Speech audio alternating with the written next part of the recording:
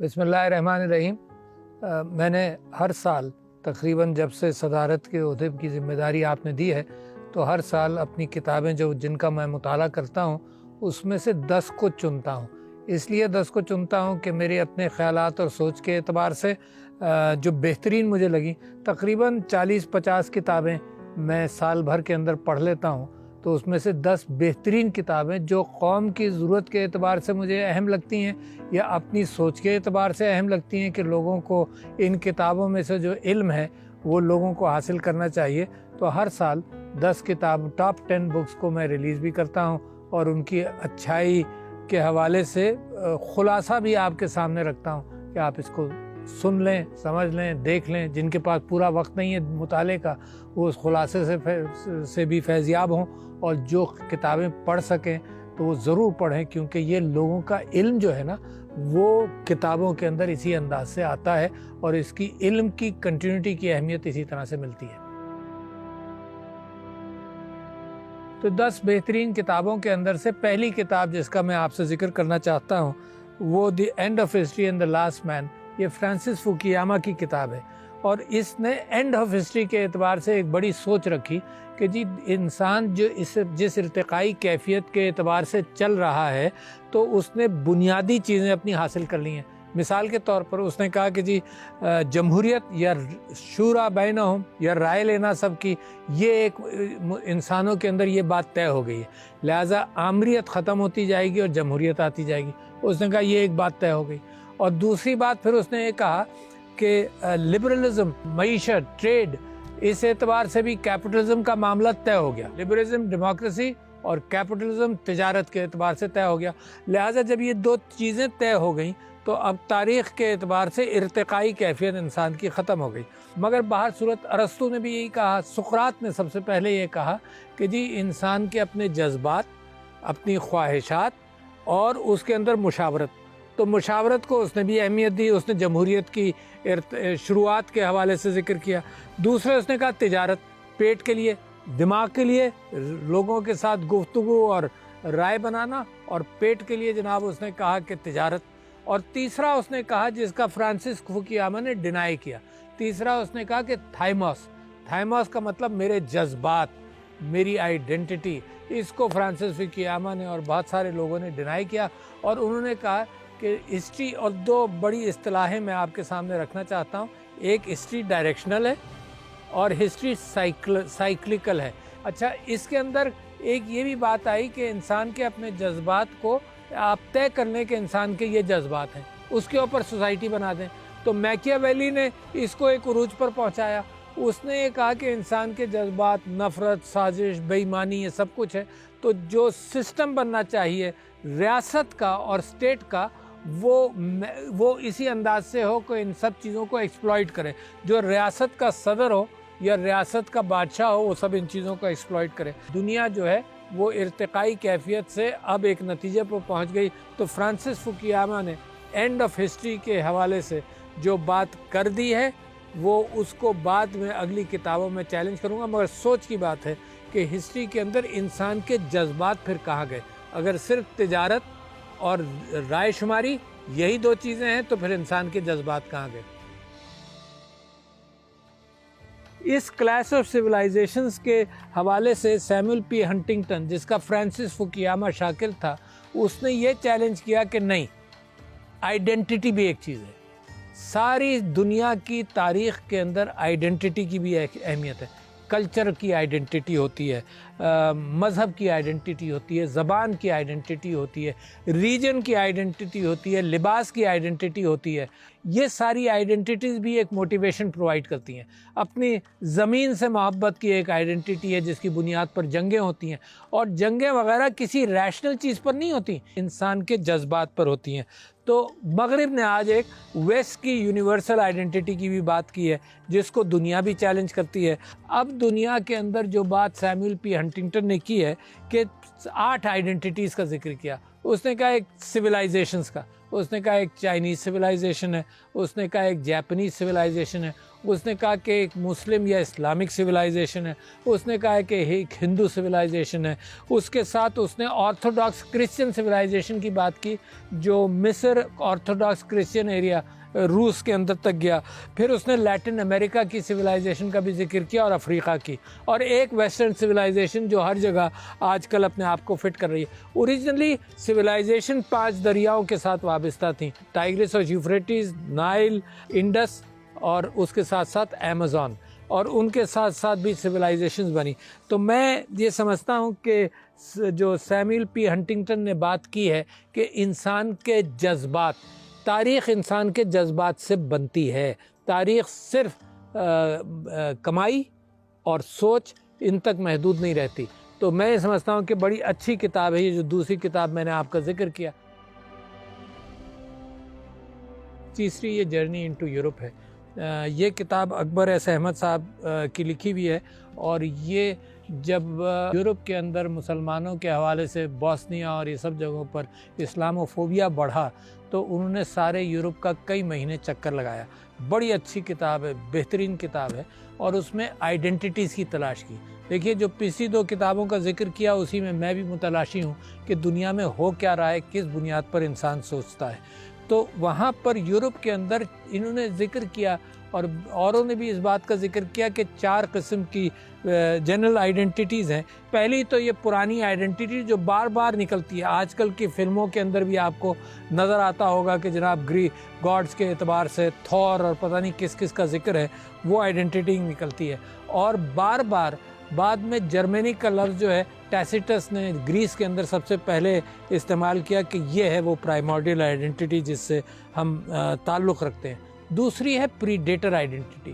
Predator identity وہ ہے کہ جو پرائمورڈیل کے ساتھ بہت ایگریسو ہے، وہ اپنے آپ کو امپوز کرنا چاہتی ہے، جس انداز سے ہٹلر نے اپنے آپ کو جرمینک ریس کے اعتبار سے، آرین ریس کے اعتبار سے اپنے آپ کو پش کیا۔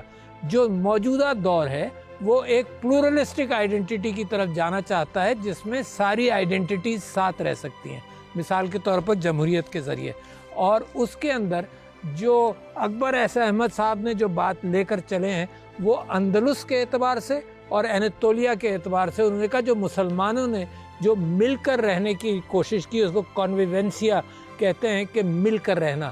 انہوں نے کہا جو یورپ کو بھی اس کے پاس اس کی طرف جانا پڑے گا، جس طرح سے اسپین میں اندلس میں مسلمان سارے مذاہب کے ساتھ اور ساری آئیڈینٹیٹیز کے ساتھ رہے، تو لہٰذا ایک بہت بڑی آئیڈینٹیٹی کے اعتبار سے چلا۔ اور آپ یہ دیکھ لیجئے کہ جہاں ریلیجیس آئیڈینٹیٹیز ہیں اس میں آج آپ دیکھیے یورپ کو پریشانی یہ ہے کہ یورپ نے بھی اپنی یورپین آئیڈینٹیٹی کی طرف آئے کہ کون لوگ یورپین یونین کے ممبر بن سکتے ہیں، ترک کی یورپین یونین کا نہیں بن سکتا ممبر۔ یہ جو پریڈیٹر اور پرائمورڈیل آئیڈینٹیٹیز ہیں اس کے حوالے سے جو کانفلکٹ ہے اس کے اندر اسلام کا رول، مسلمانوں کا رول اور ایکسیپٹیبلٹی آئے، جو اسلاموفوبیا کی کیفیت جو بوسنیا کے اعتبار سے بڑھی، جو مختلف اسکرمشز اور کانفلکٹس کے اندر آپ دیکھتے ہیں، تو اکبر احمد صاحب کی جرنی انٹو یورپ کی بڑی اچھا خلاصہ دیتا ہے کہ یورپ کے اندر اس وقت سوچ کے اعتبار سے کیا ڈویژنز ہیں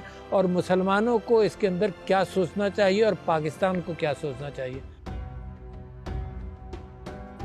یہ کتاب ہے اسلامک انلائٹنمنٹ کی، یہ کرسٹوفر ڈی بلاجیو کی کتاب ہے اور بڑی اچھی ہے۔ اس نے پچھلے 300 سال کا تجزیہ کیا ہے اور اس میں 3 ممالک اور 3 قوموں کا ذکر کیا جو اسلامک رینیسانس جو اب پچھلے 300 سال کے اندر شروع ہوا اس کے مطابق ذکر کیا۔ تو ایک اس نے سب سے پہلے مصر کو اٹھایا، پھر اس کے بعد اس نے ترکیہ کو اٹھایا، اس سلطنت عثمانیہ کو، پھر اس نے ایران کو اٹھایا۔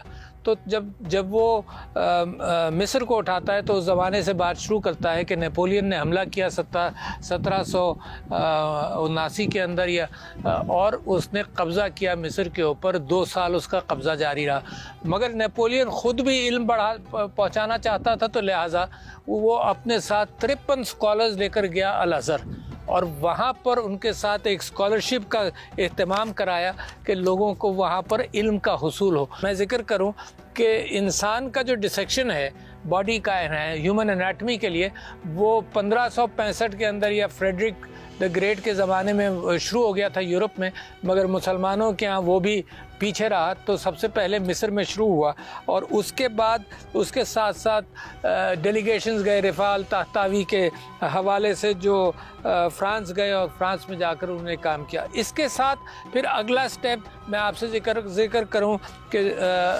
सुल्तान मुस्तफ़ा द थर्ड जो उस्मानी सल्तनत का था, वहाँ के अंदर बड़ी तब्दीली शुरू हुई और सुल्तान महमूद के ज़माने में उस्मानी सल्तनत के अंदर भी सुल्तान सलीम महमूद द सेकंड उस ज़माने में शुरू हुई। तो ये किताब जो है वो इस हवाले से बड़ी खूबसूरत किताब है कि इसके अंदर उन लोगों का ज़िक्र है जो तब्लीगी और इस्लामिक रेनेसांस के अंदर बड़ा किरदार हुआ। यानी मैंने जिसका ज़िक्र किया मिसाल के तौर पर मोहम्मद अली पाशा, फिर मैंने जिसका ज़िक्र किया ईरान के अंदर एक नौजवान था जो कभी बादशाह नहीं बना मगर क्राउन प्रिंस था, प्रिंस अब्बास मिर्ज़ा है, उसने भी ईरान के अंदर तब्दीली की। सबसे ज़्यादा तब्दीलियाँ उस्मानी सल्तनत के अंदर भी हुई और ये मुसलमानों की कोशिश और रिवाइवल के हवाले से बेहतरीन कहानी इस्लामिक एनलाइटनमेंट, ये पिछले 200-300 साल की कहानी, जिसके अंदर सबसे पहला मुसलमानों का प्रेस गुटेनबर्ग के बाद 400 साल बाद 1726 के अंदर इस्तांबुल के अंदर सेटअप हुआ। तो जो हमारे दोस्त और मुसलमान इस्लामी रेनेसांस के ऊपर तवज्जो देना चाहते हैं तो उसके लिए उनके लिए बेहतरीन किताब है। सैमुअल पी मोइन की किताब है ये, और इसका बड़ी खूबसूरत किताब इस तरह से है कि दुनिया के अंदर बड़ा रेजिस्टेंस हुआ कि जंग ख़त्म होनी चाहिए। ये किताब इस बात पर गुफ्तगू करती है और बहस करती है कि जंग ख़त्म होनी चाहिए, न कि उसूलों के मुताबिक जंग हो। तो इसके अंदर सबसे पहला रोल जो है वो टॉल्स्टॉय का है कि 1851 के ज़माने में उसने रशियन वॉर के अंदर हिस्सा लिया, तो उसको बड़ा ताज्जुब हुआ। उसने कहा ये अजीब जंग है कि जिसके अंदर हम लोगों को मारते हैं, एक दिन 3-4 दिन लोगों को मारते हैं, फिर एक दिन सफ़ेद झंडा उठाते हैं और फिर जाकर लोगों की तदफीन करते हैं और छठे दिन से फिर जंग शुरू कर देते हैं। तो उसने कहा पूरा अमन होना चाहिए। एक पूरी एंटी वॉर लॉबी बनी जिसके अंदर बहुत सारे लोग थे। उसके अंदर एक औरत थी बर्था वॉन सिटनर जो ऑस्ट्रिया की थी, उसने भी इसको चैम्पियन किया। और जब इंटरनेशनल रेड क्रॉस बनी तो इंटरनेशनल रेड क्रॉस बनाने वाला हेनरी डुनांट था। उसके लिए जब ये तजवीज़ पाया कि उसको नोबेल प्राइज़ देना चाहिए तो लोगों ने कहा कि भाई रेड क्रॉस नहीं, जंग ख़त्म करने का प्राइस होना चाहिए, जंग ख़त्म करने का फ़लसफ़ा होना चाहिए। तो ये फ़लसफ़ा चलता रहा क्योंकि यूरोप के अंदर बड़ी जंगें हुई।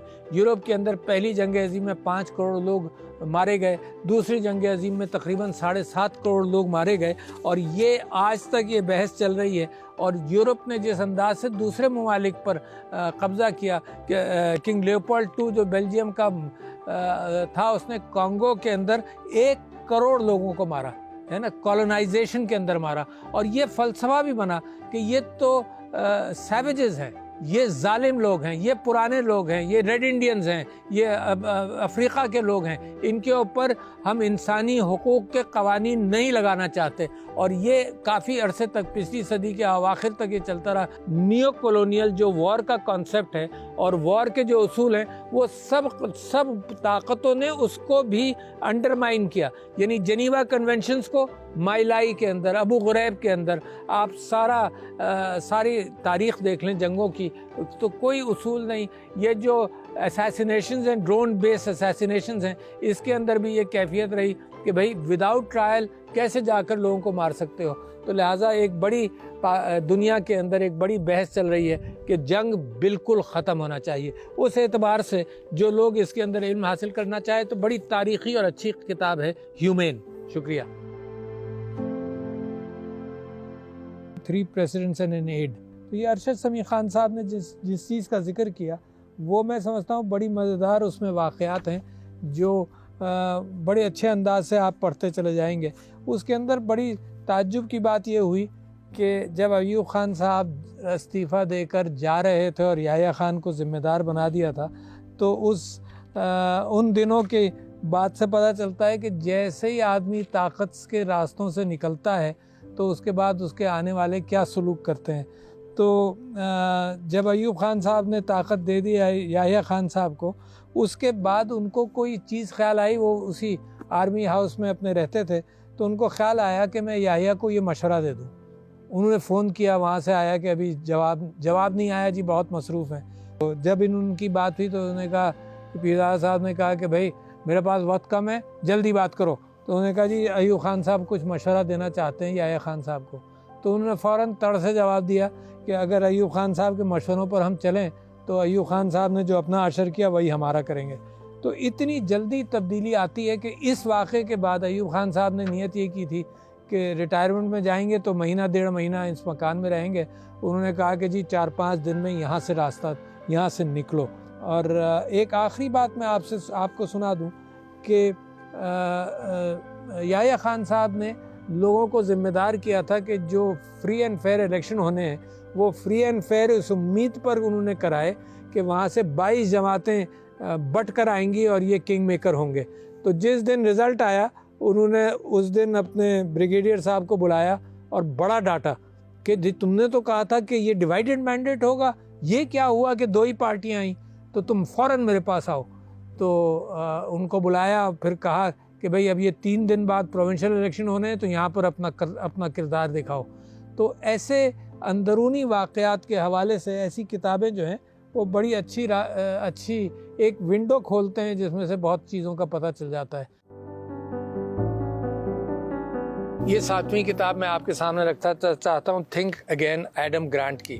جتنی کتابیں میں پڑھتا ہوں میں اس حوالے سے پڑھتا ہوں کہ میں خود علم حاصل کرنا چاہتا ہوں، اپنی کمزوریوں کو دور کرنا چاہتا ہوں، یہ دیکھنا چاہتا ہوں کہ لوگ کیسے سوچتے ہیں اور کیا کرتے ہیں۔ تو مجھے یہ بڑا خیال آ رہا تھا کہ زندگی بھر میرے دوست، میرے بہت سارے جاننے والے ایک اوپینین بناتے ہیں اور پھر بدلتے نہیں ہیں، جتنی کوشش کی جائے سالوں میں جا کر تبدیلی آتی ہے۔ تو میں نے یہ سوچا کہ میں بھی کہیں ایسا پختہ اوپینین لے کر چلتا ہوں کہ جو انفارمیشن آنے کے ساتھ ساتھ بدل نہیں سکتا۔ تو میں نے اس بات کو جب سوچنا شروع کیا، لوگوں نے کہا کہ جب میں اپنی رائے بدلتا ہوں تو لوگ کہتے ہیں آپ نے یو ٹرن لے لیا، تو میں کہتا ہوں بہتر انفارمیشن آئے گی تو میں بدلوں گا اپنی رائے۔ تو اس لیے میں نے یہ کتاب پڑھی۔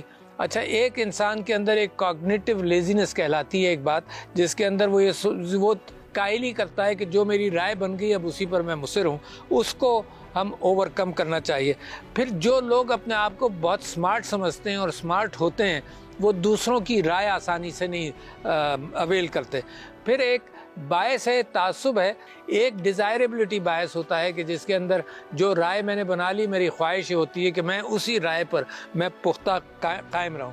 تو اس کتاب نے ایک بڑی اچھی تجویز دی، 2 تجاویز دی جو میں سمجھتا ہوں بڑی اہم ہے۔ اس نے ایک تجویز یہ دی کہ اس نے کہا کہ ایک تو علم کے اعتبار سے انکساری رکھو، دوسری بڑی بات اس نے یہ کہی کہ یہ ہمیشہ تصور کرو کہ جہاں تم بیٹھے ہو، یعنی مثال کے طور میں صدارت کی کرسی پر بیٹھا ہو، جہاں تم بیٹھے ہو اگر تمہیں یہ خیال ہو کہ یہ جگہ بہت بڑے لوگوں کی ہے اور میں تو چھوٹا آدمی ہوں، اس کو انہوں نے ایک باعث کا لفظ دیا جو مناسب تو نہیں ہے مگر یوں کہ عام فہم زبان کے اندر ہے، امپوسٹر باعث، کہ لوگوں کو پتہ نہیں ہے کہ میں اس قابل نہیں ہوں، لوگوں نے مجھے یہاں پہنچا دیا تو میں امپوسٹر ہوں۔ تو اس نے کہا کہ اگر مسلسل اپنی سوچ کو بدلنا چاہتے ہو تو یہ جو باعث ہے جس کو امپوسٹر باعث کہتا ہے، یہ اپنانا پڑے گا، تم کو یہ اپنانا پڑے گا کہ میں اس جگہ کے قابل نہیں ہوں، میں صدارت کے عہدے کے قابل نہیں ہوں، میں یہاں پہنچ گیا ہوں، لہٰذا مجھے مسلسل کوشش کرنی ہے کہ میں اپنی رائے اور اپنی نالج اور چیزوں کو امپروو کروں اور خدمت کرنے کی کوشش کروں۔ تو 2 ٹانگیں ہیں صرف اس بات کی، ایک یہ کہ انکساری ہو علم کے معاملے میں تاکہ علم حاصل کرتے رہو، بند مت کرو اپنے دروازے، اور دوسرے یہ کہ جی میں اس جگہ کے قابل نہیں ہوں، یہ جو بھی عہدہ جہاں تک آپ پہنچے ہیں تو آپ ہمیشہ کوشش کرتے رہیے کہ آپ اس چیز کے ضروریات کو اور حق کو پورا کریں۔ 8ویں کتاب کا ذکر کروں گا اور یہ ہے انیل آننتھا سوامی کی تھرو 2 ڈورز ایٹ ونس۔ اچھا، اس کی کہانی یہ ہے کہ یہ میری تلاش ہے، جیسے سب انسانوں کی تلاش ہے کہ اللہ کی کائنات کے اندر کیا عجوبے ہیں، کائنات کتنی بڑی ہے، انسان کا کیا مقام ہے، پارٹیکلز کتنے بڑے ہیں اور کائنات کتنی بڑی ہے، کیا ایک ہی کائنات ہے، ملٹیپل کائنات ہے۔ اس کے اوپر میں بڑے شوق سے پڑھتا رہتا ہوں اور کوانٹم ریالٹی کے اوپر زیادہ پڑھا۔ اس کے اندر ایک فزکس کا ایکسپیریمنٹ ہے، سلٹ ایکسپیریمنٹ کہلاتا ہے، through two doors at once, کہ اللہ تعالیٰ کے جو پارٹیکلز بنائے ہوئے ہیں کوانٹم پارٹیکلز، وہ لگتا ایسے ہے کہ جیسے دو دروازوں میں سے اکٹھا جاتے ہیں، ایک ہی وقت میں دونوں طرف سے جاتے ہیں۔ اچھا، یہ سمجھ میں نہیں آیا لوگوں کے کہ یہ کیسا کیفیت ہے کہ ایک چیز، ایک پارٹیکل تو ایک ہی راستے سے جائے گا، یہ کیسا ہے کہ دو راستے سے جائے گا؟ تو لہٰذا اس کے اوپر کچھ کام شروع ہوا۔ پھر آئنسٹائن نے بھی اس کو کہا کہ یہ بڑی اسپوکی تھیوری ہے، بہت ہی اسپوکی کیفیت ہے، کوانٹم لیول پر جو اللہ تعالیٰ کی کائنات ہے وہ تو بڑی عجیب شے ہے، سمجھ میں نہیں آیا۔ پہلے ہم سمجھتے تھے کہ سورج ہے اور سورج کے گرد یہ ستارے ہیں اور سیارے ہیں، اور ستاروں کے گرد بھی بہت سارے سورج ادھر کائنات کے اندر۔ اس سلسلے میں لوگوں نے یہ کہا کہ اللہ تعالیٰ کی کئی کائناتیں ہیں ایٹ دا سیم ٹائم، ایک کوانٹم کائناتیں ہیں، چھوٹی کائناتیں ہیں، بڑی کائناتیں ہیں۔ تو لوگوں کی اسٹرنگ تھیوری کے اعتبار سے یہ پریڈکشن ہے کہ اللہ تعالیٰ کی اس وقت 10 کائناتیں ہیں، اور 10 کائناتوں کے اعتبار سے نہ انسان اس فہم پہ پہنچتا ہے کہ جو منطق کے ذریعے اللہ تعالیٰ کو ثابت کرنا چاہتے ہیں کہ ہیں یا نہیں ہیں، یہ ساری منطقیں فیل ہو جاتی ہیں، انسان کا علم اتنا بڑا نہیں ہے۔ تو بڑی انٹرسٹنگ فزکس نے وہ راستے کھولے ہیں جو سائنسدان کی سمجھ میں نہیں آتے، اور جو اب 10 یا 11 کائناتوں کا ذکر ہے، یہ میرے لیے ایک بہت بڑا عجوبہ ہے، اور میرے لیے یہ کیفیت ہے کہ میں اس بات پر ایمان لاؤں کہ اللہ تعالیٰ کی بڑائی کا انسان کے بس میں نہیں ہے، نہ ذکر کرنا نہ اس کا احاطہ کرنا۔ یہ نویں کتاب جو ہے یہ رومی کے اوپر ہے، اور رومی کے اوپر میں نے کافی پڑھا ہے، تو کوئی بھی کتاب آپ کی نظر میں ہو اس کو تلاش کریں۔ میں نے جو پڑھا وہ یہ ہے، السٹریٹڈ رومی کے نام سے کتاب ہے جو فلپ ڈن اور لوگوں نے اس کا ترجمہ کیا ہے۔ یہ آپ ذہن میں رکھیے گا کہ اس وقت رومی جو ہے وہ امریکہ کے اندر بھی بیسٹ سیلنگ پوئٹ ہے پچھلے 10 سال سے۔ اور کیوں ہے؟ کیونکہ اس کا محبت کا پیغام ہے۔ رومی کی ایک تو کچھ کہاوتیں، 3 کہاوتوں کا آپ سے ذکر کروں گا جو مجھے بڑی پسند آئی۔ ایک تو اس نے یہ کہا کہ جب لوگوں کے عیب چھپانے ہوں تو رات کی تاریکی کی طرح ہو جاؤ، کہ رات کی تاریکی جو ہے سب چیزوں کو چھپا دیتی ہے۔ دوسری بات اس نے کہا کہ فراخ دلی کی اس سے بہترین مثال نہیں ہے کہ دریا جس طرح سے گزرتا ہے تو وہ جانوروں کو، مٹی کو، جس کا بھی کھیت ہو سب کو سراب کرتا جاتا ہے، تو دریا فراخ دلی میں دریا کی طرف دیکھو۔ پھر رومی فرماتے ہیں کہ سمندر میں سب سے بڑی اگر درگزر سیکھنا ہے تو سمندر سے سیکھو، کہ سمندر کے اندر جتنے قطرے جاتے ہیں، جتنی جو بھی کیفیت پیدا ہوتی ہے تو سمندر اس کو مکس کر لیتا ہے اپنے ہی ساتھ۔ سب سے زیادہ جو قیمتی چیز میں نے اخذ کی وہ میں آپ سے کہتا ہوں، وہ رومی کے لکھائی کے اندر میں نے تلاش کی ہیں، تو کوئی ایسا چیپٹر نہیں ملے گا آپ کو جس کے اندر وہ چیزیں اخذ ہو جائیں۔ میں نے 7 چیزیں رومی کی محبت کے حوالے سے سیکھی ہیں۔ ایک تو رومی کہتا ہے کہ محبت جو ہے سب سے پہلے اپنے آپ سے کرو، اپنے دل کا آئینہ صاف کرو گے تو تمہیں اپنی حقیقت نظر آئے گی اور اپنے آپ کو پہچانو گے۔ تو سب سے پہلی جو مدارج ہیں، درجہ ہے، اس میں محبت اپنے آپ سے کرو۔ دوسری محبت اپنے خاندان سے کرو، اپنے بچوں کے ساتھ۔ یہ نہیں کہ مال و دولت جمع کر کے ان کو چھوڑ دو، بلکہ یہ کہ محبت ان کو دنیا کے ساتھ اور کائنات کے ساتھ سکھاؤ۔ تیسری محبت کی وہ بات کرتا ہے، میرے نبی صلی اللہ علیہ وسلم کے ارشادات میں سے لیتا ہے کہ اپنے پڑوسیوں سے محبت کرو۔ پھر چوتھی محبت وہ کہتا ہے کہ اپنے قوم سے محبت کرو، مگر اس انداز سے نہیں کہ دوسروں سے نفرت کرو، اپنی قوم سے محبت کرو۔ اور 5ویں محبت پھر اس سے آگے لے جاتا ہے، وہ کہتا ہے ساری انسانیت سے محبت کرو۔ یہ محبت اگر پیدا کر لے انسان تو یہ جنگیں ونگیں سب ختم ہو جائیں، کیونکہ اس میں جتنا ظلم ہوتا ہے۔ اور 6ٹھی محبت پھر رومی کہتا ہے کہ اللہ کی بنائی ہوئی ہر شے سے محبت کرو، چاہے جاندار ہو، چاہے جس کو آج تو تصور کرتے ہو بے جان ہو۔ اور آپ یہ دیکھ لیجئے کہ انوائرمنٹ کے اعتبار سے 1207 کہیں بھی میں پیدا ہوا انسان، 13ویں صدی کا انسان آج کی انوائرمنٹ کے اعتبار سے کہتا ہے کہ بادلوں سے محبت کرو، پانی سے محبت کرو، ہوا سے محبت کرو، اور انسانیت کے علاوہ اللہ کی بنائی ہوئی ہر چیز سے محبت کرو۔ اور اس کے بعد 7واں سٹیج جو ہے رومی کا وہ اور بھی بڑا ہے. وہ کہتا ہے کہ جو کائنات جس کی محبت میں بنی ہے اس سے محبت کرو، کہ میرے نبی صلی اللہ علیہ وسلم سے محبت کرو، کیونکہ اللہ نے ان کی محبت میں کائنات بنائی. اور پھر سب سے بڑا درجہ 8واں درجہ رومی کہتا ہے کہ پھر اللہ سے محبت کرو، کہ نیچے سے یہ محبتوں کے رشتے آپ پختہ کریں. تو میں سمجھتا ہوں پاکستان کے لیے، دنیا کے لیے، اسلام کے لیے اس محبت کے پیغام سے بہتر کوئی پیغام نہیں. میری آخری کتاب 10ویں کتاب جو ہے اس کا شاعری سے تعلق ہے، ادب سے تعلق ہے، اور وہ مجھے پچھلے دنوں کسی نے ہدیے کے طور پر دی. سخن افتخار کلیات افتخار عارف، بہت اچھے شاعر ہیں.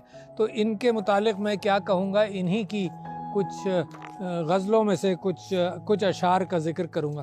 تو سب سے پہلے میں سمجھتا ہوں کہ کوئی بھی شروعات کی جائے تو وہ حمد کے اعتبار سے شروع کی جائے. یہ فرماتے ہیں کہ جو تیری رضا ہو میرے کریم، جو تیری رضا ہو میرے کریم، عروج دے کے زوال دے.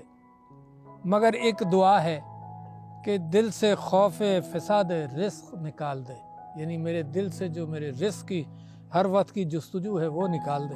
وہ جو اس میں اعظم عشق ہیں، تجھے ان کے نور کا واسطہ، مجھے ان کے رنگ میں رنگ دے، مجھے ان کی راہ پہ ڈال دے. بڑا خوبصورت حمدیہ اور دعائیہ یہ کلام ہے. عید کے اوپر یہ پیغام قوم کو دینے کی نیت کی تھی کہ تیرے کرم کی بارشوں سے، یہ میری دعا ہے، تیرے کرم کی بارشوں سے سارے باغ کھل اٹھیں. اور اس میں پاکستان کا میں تصور کرتا ہوں. تیرے کرم کی بارشوں سے سارے باغ کھل اٹھیں، ہوائے مہر نفرتوں کا سارا زہر مار دے. قیامتیں گزر رہی ہیں کوئی شہ سوار بھیج، قیامتیں گزر رہی ہیں کوئی شہ سوار بھیج، وہ شہ سوار جو لہو میں روشنی اتار دے، میرے دل میں، میرے خون میں روشنی اتار دے. پھر کبھی کبھی خیال آتا ہے کہ میں کہاں ہوں، تو خیال آتا ہے کہ میں اکیلا ہوں. تو افتخار عارف فرماتے ہیں یہ زمینوں اور آسمانوں کے عذاب اور میں اکیلا آدمی کب تک لڑوں. سارے دشمن در پہ آزار، لشکر صف بصف، لشکروں کے سب کمانداروں کے رخ میری طرف، اور میں نہتہ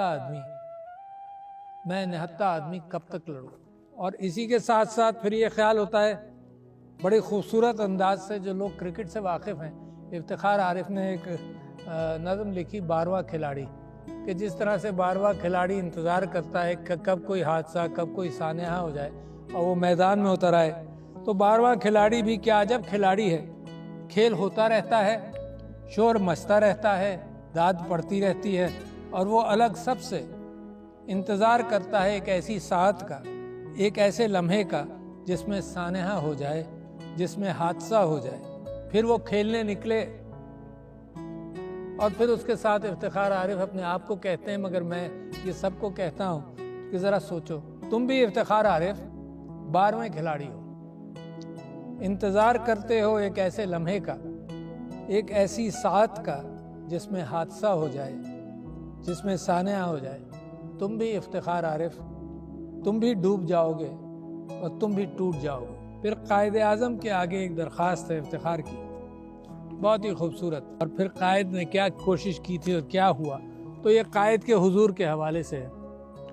بے اثر ہو گئے سب حرف و نوا تیرے بعد، بے اثر ہو گئے سب حرف و نوا تیرے بعد، کیا کہیں دل کا جو احوال ہوا تیرے بعد. تو بھی دیکھے تو ذرا دیر کو پہچان نہ پائے، ایسی بدلی تیرے کوچے کی فضا تیرے بعد. اور تو کیا کسی پیما کی حفاظت ہوتی، ہم سے خواب سنبھالا نہ گیا تیرے بعد. مہر و مہتاب دو نیم، ایک طرف خواب دو نیم، جو نہ ہونا تھا وہ سب ہو کے رہا تیرے بعد. واہ، بہت خوبصورت. اور پھر آج کے حالات کے اعتبار سے کہ یہ کیا کہ خاک ہوئے ہم جہاں وہیں کہ نہیں، یہ کیا کہ خاک ہوئے ہم جہاں وہیں کہ نہیں، جو ہم یہاں کے نہیں ہیں تو پھر کہیں کے نہیں. یہ پاکستانیوں کو سوچنا پڑتا ہے، جو ہم یہاں کے نہیں ہیں تو پھر کہیں کے نہیں.